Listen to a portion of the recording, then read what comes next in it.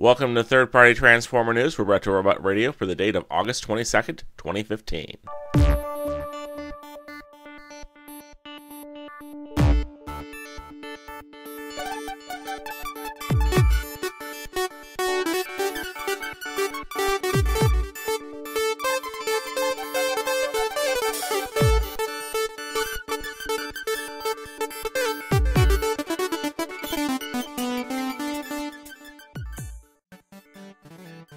Alright, because I skipped a week last weekend, I have quite a bit of news to cover.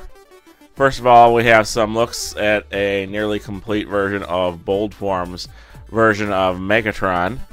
This is their triple changer that turns from robot to gun to tank. As you can see, it's looking pretty good. This is going to run about leader class or masterpiece or whatever you want to call it size, which is a bit too big for my collection, but I do like the triple changing aspect of it. Now you can see it from the rear. Here he is in his gun mode, and here he is in his Cybertronian tank mode. You see, the reason I like this is because this is an idea that I had some time ago, but I had thought about it for Dinobots. I thought it'd be cool if you actually had Cybertronian mode Dinobots that then triple changed into their dinosaur forms. This one is a triple changing. You get your Cybertronian form, you got your robot form, and then you got your Earth form. So you can, with one toy, you can say, here he is on Cybertron, and then he comes to Earth. Oh, new format, and you can triple change him into the new form. So it's a good idea, Boldforms. I'd like to see other people try the whole triple changing with one Earth mode, one Cybertronian mode. A new company called Combtoys is coming out with a improved version of the sword that came with the Mastermind Creations Feral Rex. The sword is called Bastard. And as you can see here, it comes apart into all the pieces, plus it has some extra bits so it can attach onto the back of the Feral Rex. I suppose you could also use this on other Predakings or even other characters, because it just breaks down into swords. Swords can be held by just about anyone. And you can see they did a real nice job of packaging it all up. And here's the final product. I'm not sure if this is the same colors or not as the original, but it is pretty neat. DX9 showed off a list of their toys, which we've seen in the D series, Heroes Toolkit, Salmore, Invisible, Armor, Sugar, Carry, and then Tyrant and Givault. Which ends up, Tyrant is their version of a Galvatron. You can see him here. This is actually, looks like to be a test shot, not a prototype. I'm told it will have some die cast on him. In fact, that's why the feet look a little thin and such, is because the feet will actually have the die cast, and they're missing the die cast in this picture, so that's why they're a little empty. Also, there will be tracks, it seems, on the wheels in the alt mode. This is not using the GCreation design and transformation, so it looks a bit more G1 authentic in the alternate mode. I'm curious how they went ahead and did that. A little bit of information from EchoTF. You may remember that he had made the rectifier upgrade kit for the Combiner Ruination, and unfortunately it was canceled. So he put some of the parts for that on Shapeways for now. So if you're really interested, you can get the upgrade parts that that they didn't go ahead and make. I'm not sure if he's still looking to farm these out to someone to produce and finalize plastic or not, but if you wanted to get your upgraded set of wreckers, at least you can get it in Shapeways product until they find someone to make it. FansProject showed off this little member of their Monstructor or Dino King combiner. This is a test shot that doesn't seem to be in any finalized colors. Some people are reporting it as bristleback, but actually looking at the figure, it seems to be more like bird brain. I guess we'll find out later. GCreation showed off this prototype of their combining character Swoop for their Shuriken combiner Dinobots. And yeah, it has real big wings and a real big sword. I guess that's part of the combiner function. But these are a really nice set of large combining chug-scale Dinobots, and definitely an option for those who are looking to complete their Dinobot set. Gigapower has also released prototype images of their Grasshopper figure, which is their really, really big masterpiece Dinobot slag. You can see him in robot mode, and there he is in alt mode, where they even have him with the often forgotten missile launchers that came with the original G1 toy. Also, you might notice that Gigapower has a new logo. It's shaped like a shark. I'm kind of hoping that ends up meaning that they're going to make a shark-related character, maybe a shark Dinobot. Hey, you know, sharks are prehistoric. Why not? You can see it here compared to their original version of Snarl and the MP10 Optimus Prime. They really are pretty big, like a Dinobot should be. Here are some of the accessories for Grasshopper. KFC showed up a colored image of their upcoming Double Deck figure, which is their version of Twincast. They also showed off the little camera version of their reflector team. It's going to, I guess, come with the first release of the team. You get this little teeny handheld version of the combined form. They also teased this art image of a version of Blitzwing that may be coming out with soon. It's called Ditka. Maketoys showed off some seem to be pretty much finished images of their upcoming Masterpiece Hound-inspired figure. And it'll be coming in 2 colors. This is the animation accurate version, and this is the toy color accurate version. Here's the animation in vehicle mode, and the toy color version in vehicle mode. So you have your choices there. They are also going to end up making their own versions of Inferno and Grapple. These guys are maybe ultra class in size, so they're a bit bigger than the Voyager one from Hasbro. Honestly, I'm happier with the Voyager one from Hasbro. But if you're looking for animation accuracy, this might be your figure. You can see them in their alternate modes here for Inferno and here for Grapple. I'm hoping we kind of see versions of Artfire and Hauler out of those guys. Maketoys is also showing off their figures that will be going to their Defensor Combiner. Here's their version of Streetwise. And here he is in his alternate mode. This will be their version of First Aid and in alternate mode. And this is their version of Blades, which I guess are going to be some of their last figures because they seem to be least far along. And you know what? I really do like the alternate mode on this version of Blades. That's one of the best ones I've seen so far. Play With This 2 has been really busy lately with their upcoming Kickstarter, the Lost Protectors Redux Remix, whatever it is, that will be focusing on Jetstrike and Boneyard, which are their kind of updated versions of Starscream and Grimlock. They will be offering 10 different figures, I'm told. The Kickstarter will start in September, and basically it's 2 molds, the Jetstrike one here, and then also 3 recolors, which seem to probably be their versions of Stunstorm, Skywarp, and Thundercracker. And there'll also be an unpainted version for customizers to work with to make their own figures. And then the Boneyard one will be their version of the Pretender Grimlock. There'll be recolors in Triptychon color, in a Dinobot color, one we haven't heard of yet, and then a unpainted one for customizers as well. You can see that they've actually worked a ab crunch into this one. That's a new bit that wasn't in the original design, from what I'm told. And here is the 3D printed prototype of Jetstrike. According to the guys that Play With This 2, the joints on this one are particularly loose, which is why it's kind of being held up with a clear plastic cup from behind it, and his arms and legs are a bit droopy. But they'll be fixing that, and also the arm guns will be shortened a bit because they're too freaking long right now. But this figure is extremely versatile, built with 5mm peg and ports and a lot of ball joints that will allow you to make different things out of it. For instance, the wings can become a shield. The wings can move on the back. The figure itself is very posable. And the weapons will come apart into little bits that you can reassemble in different ways. As you can see here, it pretty much measures up with a Voyager class figure from Hasbro. Also, here is the Flare Strike recolor of Jet Strike, which is basically their version of a Pretender Sunstorm. As you can see, it uses the same head mold, but it does paint it quite differently, so you can see that it looks pretty good.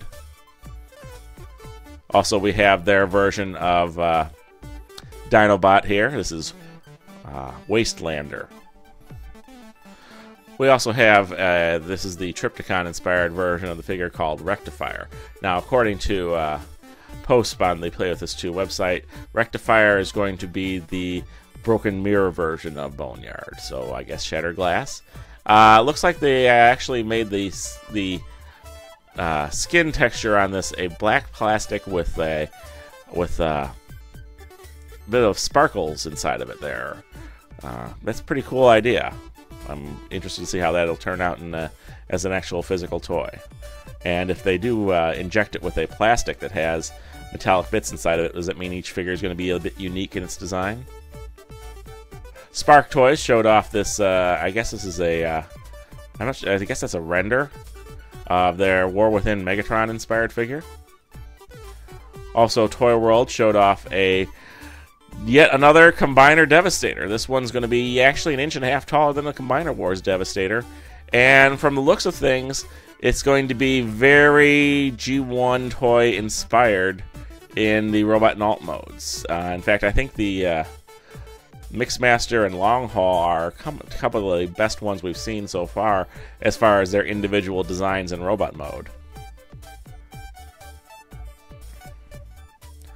A new company called Transformission teased this outline, which appears to be a Combiner Menasor, so I guess we'll find out more about them later. But they do say it's 370 millimeters tall. That's 14.5 inches to you and me.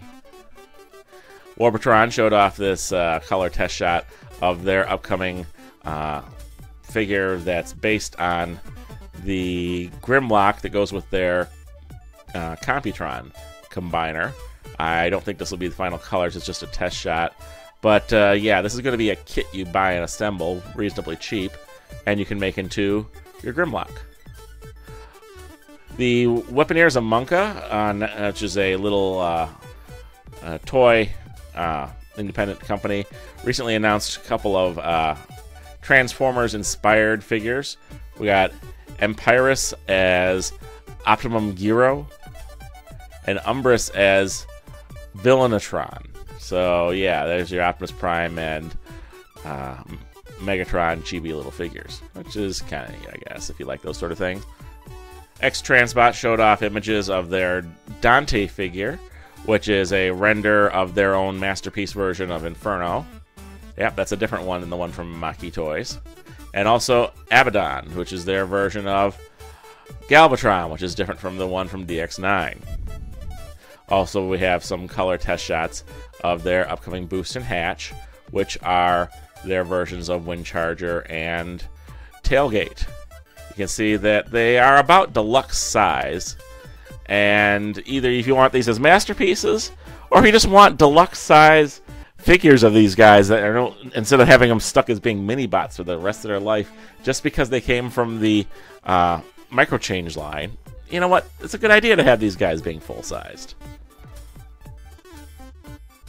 Alright, we had some feedback on our last episode. Sean Markle says, as always, love the show. Would you happen to know if Perfect Effect is going forward with their take on Scorponok/Deathstalker? I've not heard or seen anything about it. By the way, what's your favorite, most anticipated upcoming third-party figure? Take care. Well, I have to say that I don't know anything about Perfect Effect's Scorponok Deathstalker. They teased it for a while there, but then it just kind of disappeared. I don't know if that's because Maketoys is also doing a Scorponok, and they didn't want to compete with that, or if they want to spread it out so it's not at the same time. But we'll see. They did make that super deformed version of it and release that. As for what figure is most anticipated for me, it's actually something that's quite a bit off, but I'm still waiting. It's the Play With This 2 Gold Miner figure, because I've always been a big fan of Landmine, the Autobot Pretender, and that's a new take on it, and I'd really like to get a hold of that. Of course, that's not even in their Kickstarter right now, but I hope eventually they'll get around to making it.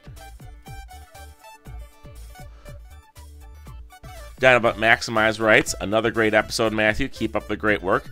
I have to agree with you about the Master-Made Trypticon isn't for. I would love a Titan-class version of Trypticon to go with the Metroplex. Also, this version to me looks like a Zoid. I also agree with you that as much as I like and want the Sparktoys Optimus, he is rather big. I do like the idea of a better version of him than the Titanium one and the Megatron, but that is too big. Also have a couple questions for you. Do you know if there is a third-party company doing a briefcase for Generations Voyager Brainstorm? In the image of Beelzebos upgrade for Nightbeat, looks like there is a Brainstorm briefcase. What's the story on that? Yeah, I believe that the Beelzebos set has Nightbeat come with that briefcase. Also, there's some ones on Shapeways, and I had some ideas that I think ENES was releasing their stickers in a briefcase, but I think that's the larger one for the Ultra Magnus figure to carry. I recently saw images of the Mechaform Guardian, aka Skyfire. Any word on this guy for size and all? I'm curious what he's going to be like compared to Kronos. I have Kronos and I really like him. I don't see the main problem with him. Granted, I know there are some issues when was released for a lot of people. Okay, Sky Guardian from Mechaform is more scaled to go with the Classics figures. It's actually the size of MP10, so it's much smaller than Kronos' figure. And then he writes, of all the upgrades and figures you have spoken over the last good while, do you look forward? What do you look forward to the most in both areas, and what would you like to see done? Well, I just mentioned that Play with This 2 Gold Miner, and then also what would I like to see done? Well, I'll go with something that isn't too obscure and say I'd like to see versions of the Seacons done in Chug scale and that combined, because I'm quite a fan of Master Force. He also writes, I like others who would like to see a Voyager Prowl that will combine a Wars Devastator. I also wouldn't mind a Scoop as well, going with the comic series. Do you happen to know if either of these might happen?